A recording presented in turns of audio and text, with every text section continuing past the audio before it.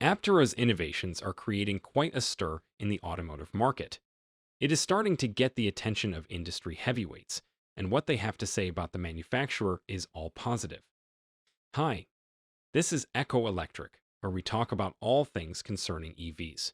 Remember to like the video. If you're enjoying our content, subscribe to the channel and turn on notifications to stay connected. Before we get into the video, I'd like to pass on a special message regarding one of our core team members here at Echo Electric. Lewin is a founding writer and editor here at Echo Electric. He is a sickler and has lost 2 siblings to this disease. Lewin has battled the dreaded sickle cell disease all his life, and his health keeps deteriorating as the days go by. Despite the severe, debilitating pain episodes, frequent hospitalization, and bed rest recommendations, Lewin still puts up with creating the unique content we put out here. Lewin is indeed a fighter, and the best we can do for him as a team is to help him stay healthy. Lewin's health can be completely restored with a bone marrow transplant and a bilateral hip replacement. So we call on all our audience and fans to donate and see that he gets these surgeries. We'll really wish that he stays healthy. We hope you'll want that too. Please check out his GoFundMe campaign in the description below. Sandy Munro made an especially great comment. Sandy Munro is a machine tool and production engineer who works in the automotive industry. He began his career as a toolmaker at Valiant Machine and Tool, a General Motors supplier in Windsor. He joined Ford Motor Company in 1978, where he improved engine assembly procedures. Sandy has a high reputation, and his opinions are well regarded within the auto sector. Sandy Munro believes Aptera and its solar-electric three-wheeler are exceptional, claiming that it is the electric car that will appeal to people who would not otherwise consider one.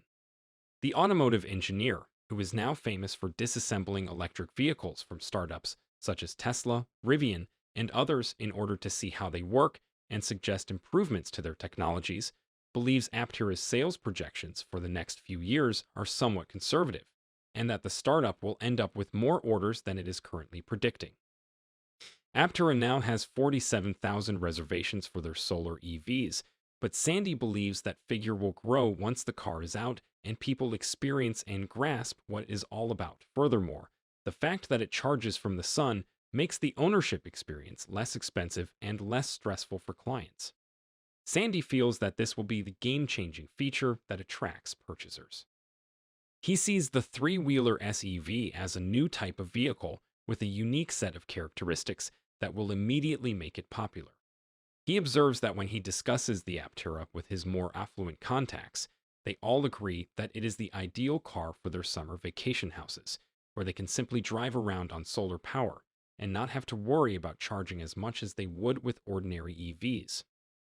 In October, Aptera established a partnership with Maxine Solar Technologies, a solar cell provider.